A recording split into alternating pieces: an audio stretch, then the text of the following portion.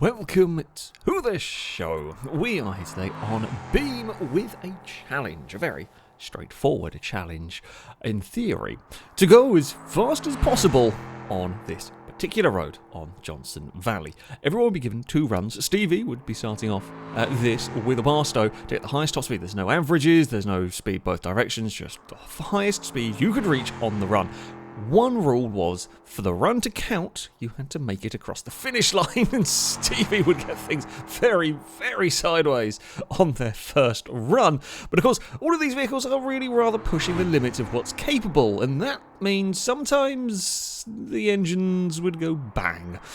And on the first run, as Stevie was spooling up to fire some nitro and try and get the Barstow to a top speed, it was around the 200-mile-an-hour mark when the Barstow's engine would completely and utterly explode. Actually quite lucky that it didn't blow up and lock the axles up or anything like that. It just went bang, and that would be the first attempt for the Barstow. It would finish, but it would, detonate before it got to a crazy high speed. Now, the second run, there was some tweaking. The Barstow was just having technical difficulties. As I said, this sort of challenge, you are putting the absolute limits of what these engines and these vehicles are capable of, and the Barstow just was not quite working.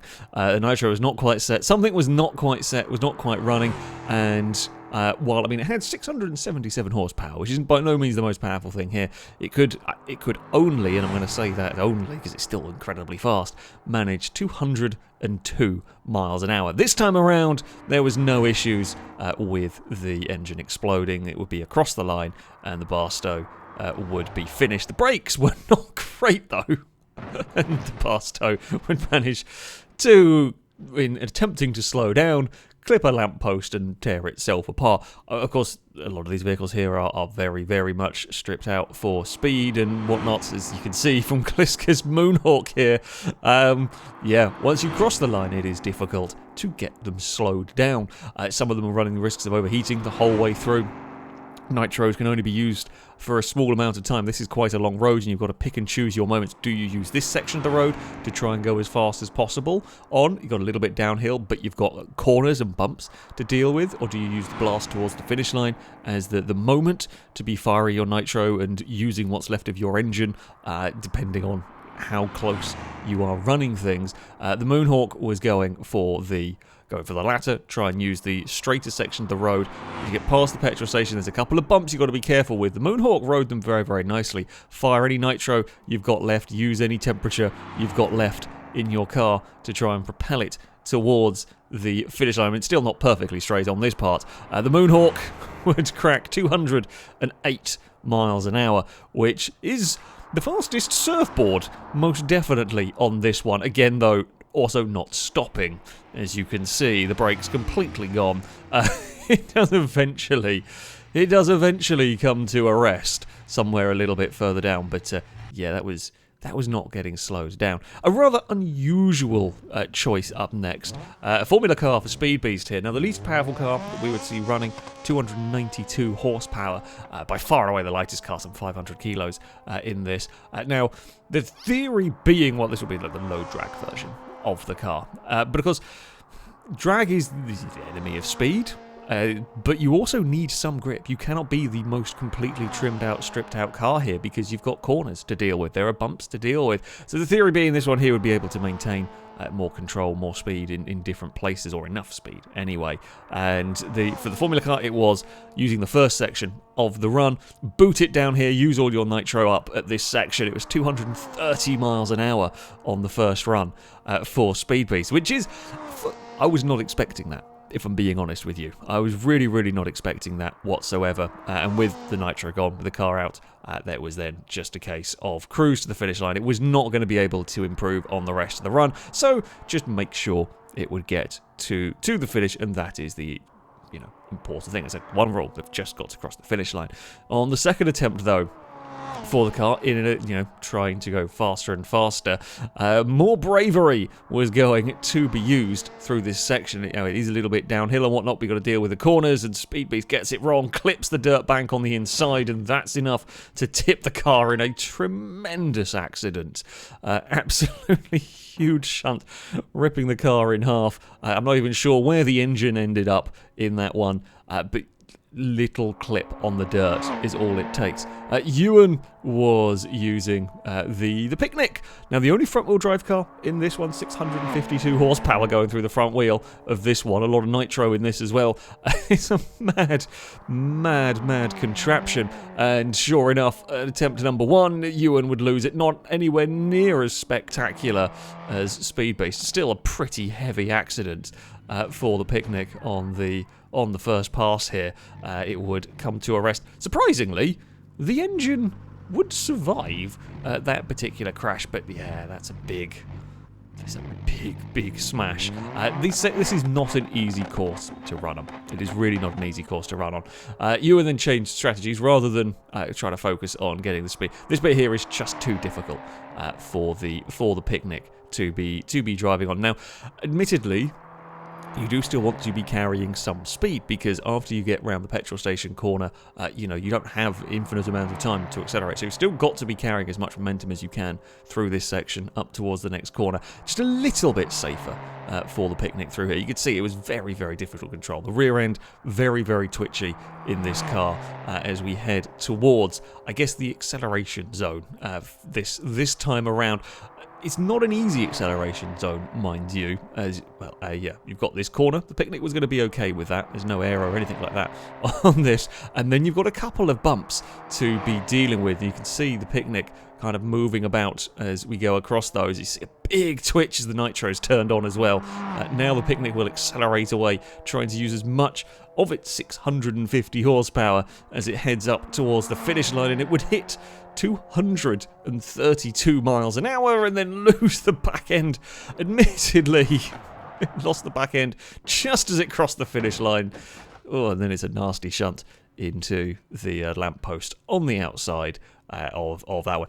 The Picnic was just absurd. I mean, the damage was extensive. Maybe not quite as dramatic as a Speed Beast Formula Car, but the Picnic, yeah, it's a big shunt. It was one of the sketchier cars to be driving down here, but it technically did cross the finish line, so it would be 232 miles an hour that was recorded. It just had its accident right at the finish line. So there we go.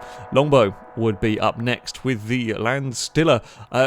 By that, I mean it's a kind of Scintilla frame with a Lansdale body put on it. The world's fastest minivan, perhaps here.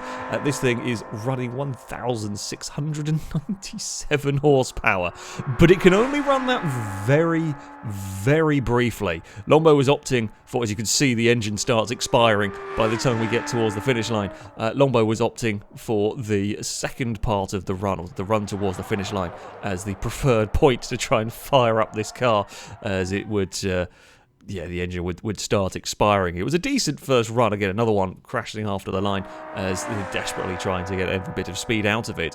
So again, relatively straightforward for the first part of the run. Carry as much speed as you dare through this section. You can see the vehicles moving around. It doesn't look like much of a corner, but at the speed this lot are going, and it's a huge moment on the bump for the Landstilla. It manages to recover everything here, fires the nitro, gives it absolutely everything down here as the engine starts exploding while trying to get to the speed. It's 241 miles an hour for Landstilla as it literally detonates across the line. That's the end of that engine.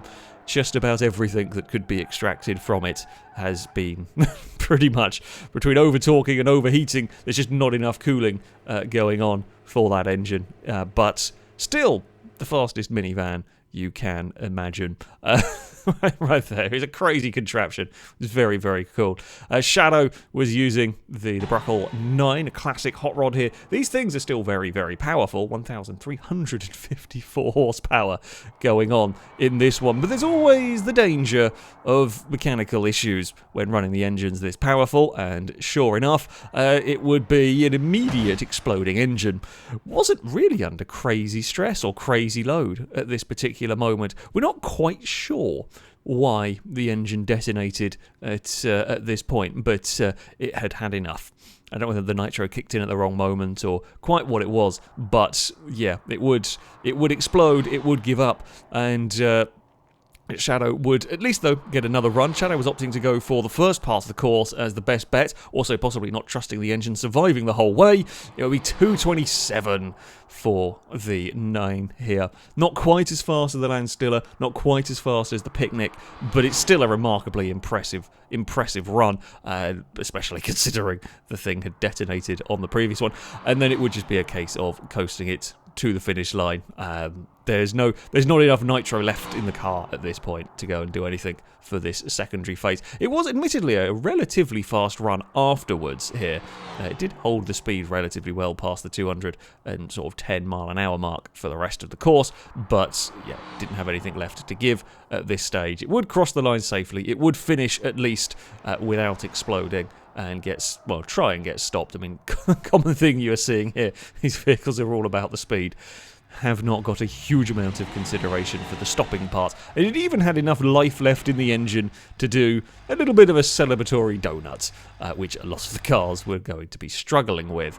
Up next, Dangerman driving the Sunville here. Another very, very powerful car, 1,200 horsepower. This one was having overheating problems.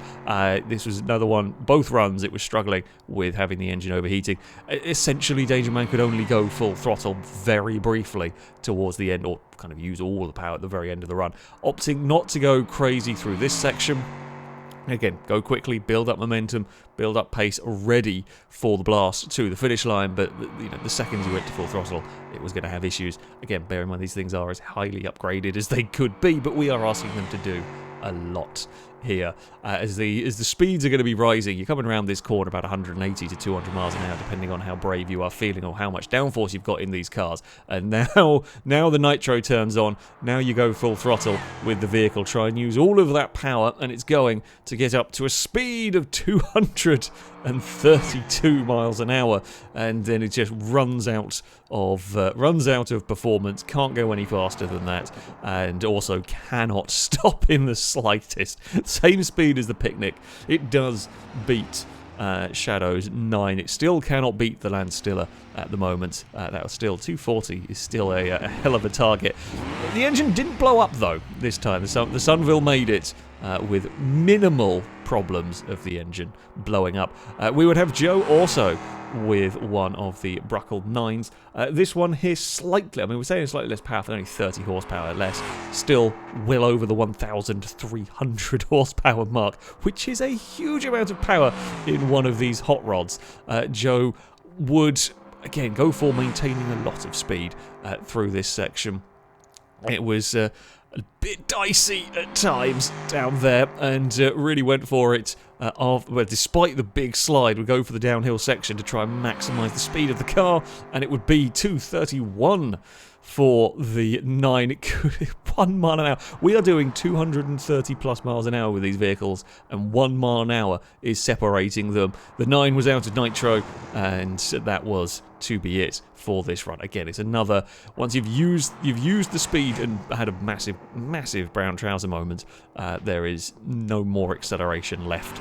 So just get the car sort of down the straight part here. And the 9 engine, this one was surviving as well. It would cross the finish line.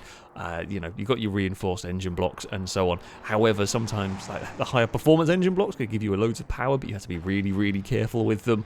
This one was another one, though, that the engine would survive well enough for some celebratory donuts. And it was an impressive run.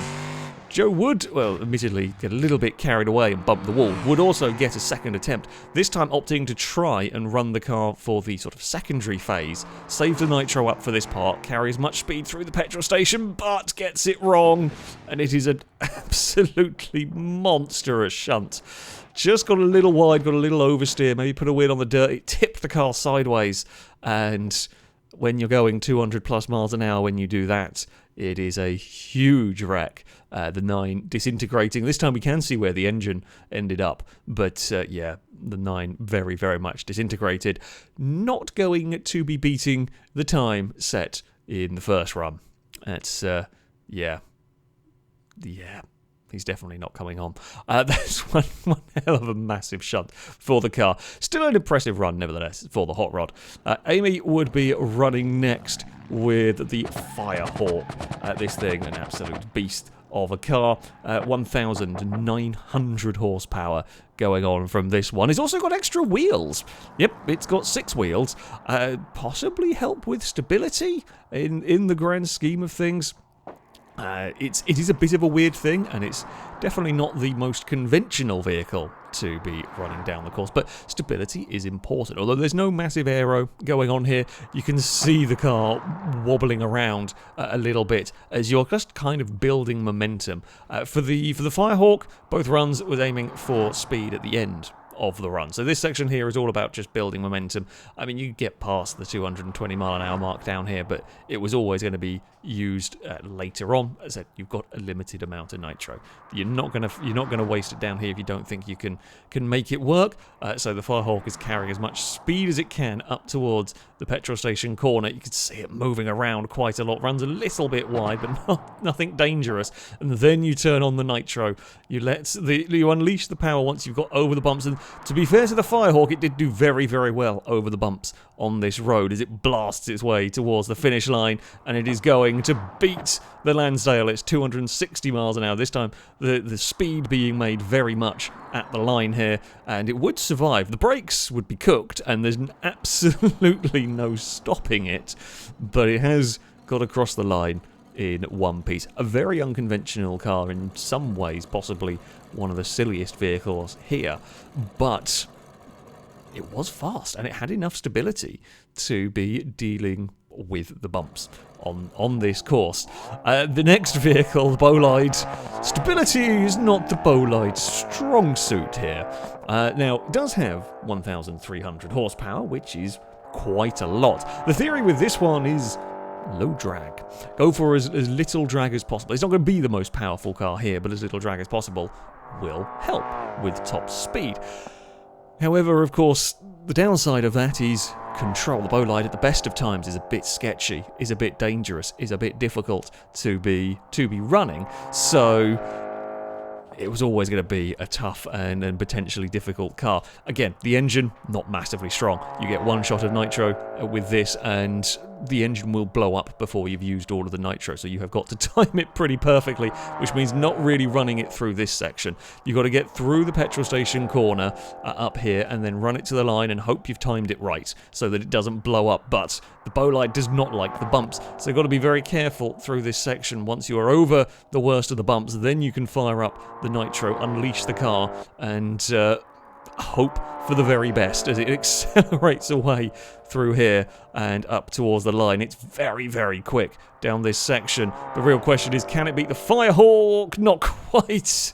It's 259 miles an hour for the Bolide. The engine didn't detonate.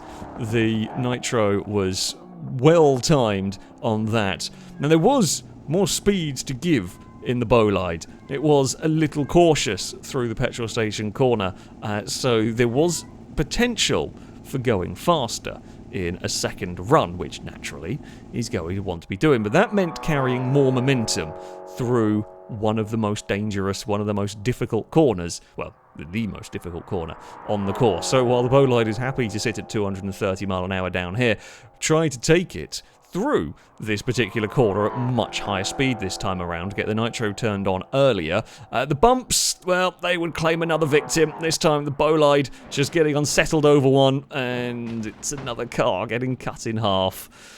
It's another incredibly big shunt I say the smallest of bumps. At these high speeds, it's just losing traction at 220 mile an hour. Is not good.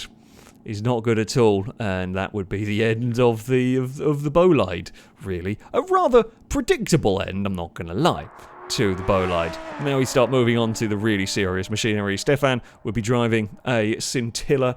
This one here, 2,268 horsepower, but these engines are barely on the cusp of life through a lot of this. Stefan would be quick through this section, but for them, they were choosing to utilise the second part of the run to try and go for their top speed. Regardless of the nitro situation in these cars, the engines literally wouldn't live to try both sections to run fast. So Stefan would carry as much speed as possible down here while keeping the engine in one piece. Once you've got through this corner, then you can boot it. Of course, you'll see these cars are running wings, and that's to keep them stable. Unlike the Bolide that had huge issues, now turns on the nitro. It's 307 miles an hour, but it actually gets it before the line because the engine's exploding.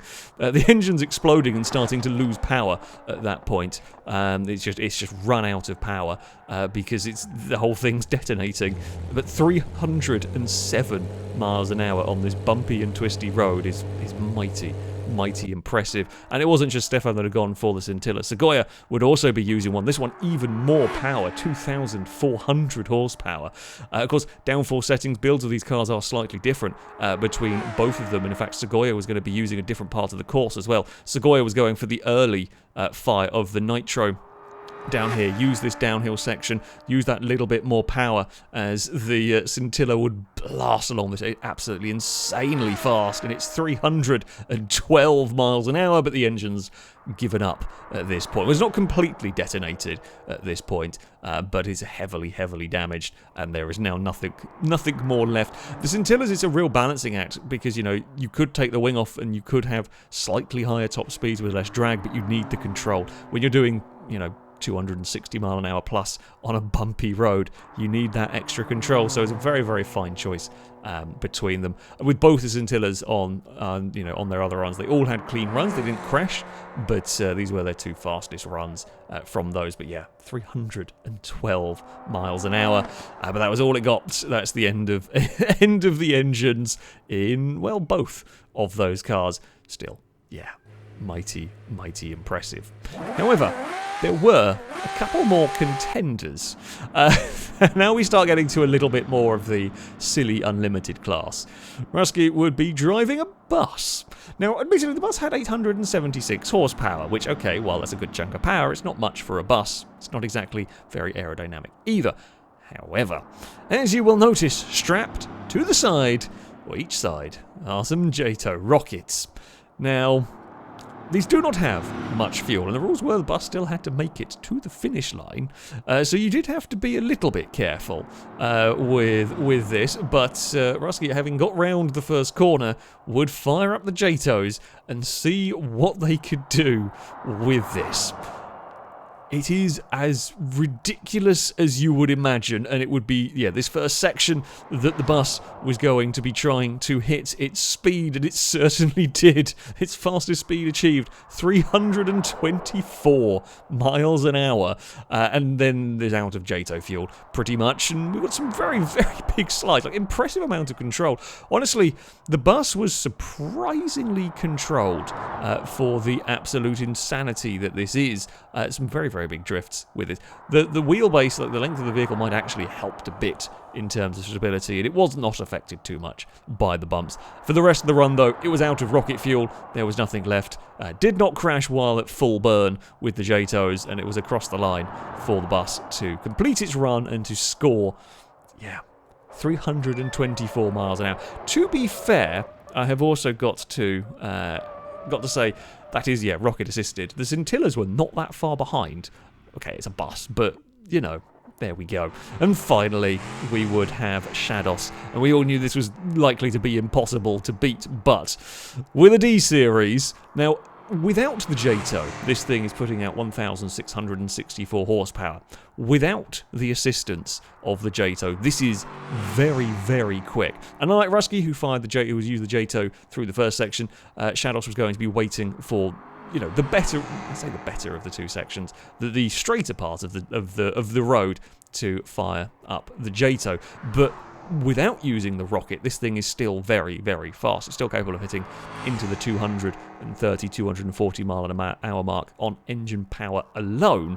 So carry as much speed as you can through this section, round the corner, which has a good amount of speed, maybe not quite like that, but once you've got round the corner, you can fire up the JATO, and the T-Series will absolutely take off down this road, and it will break the time, break its speed record, 382 miles an hour for a JATO-powered D-Series, and it would remain under control. The brakes are melted by the time it does finally come to a stop. However, despite a very, very nearly big accident heading towards the petrol station, and I mean, these JATO-powered vehicles had to complete their run. They had to remain in control for their run to count. It was a very, very silly but very entertaining competition. The two JATOs would be at the top, as to be expected. Shados taking victory for JATO class ahead of Rusky. When we start getting towards, conventional engines, Segoya would claim victory, only just 5 miles an hour ahead of Stefan's Scintilla. Amy would come home in 5th, 1 mile an hour ahead of my Bolide. It hurts.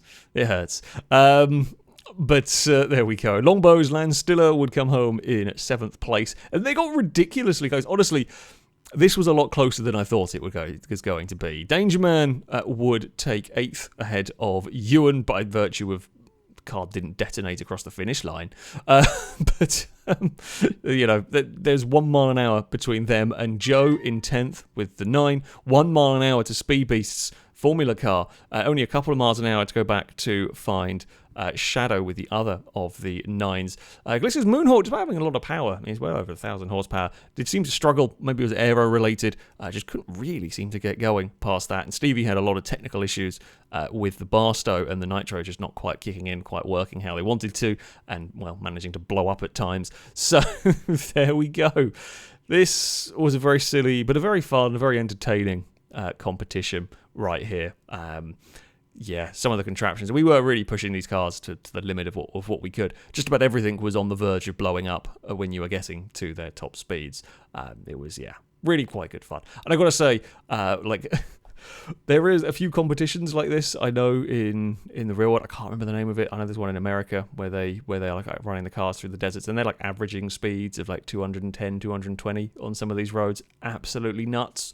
Absolutely, completely insane.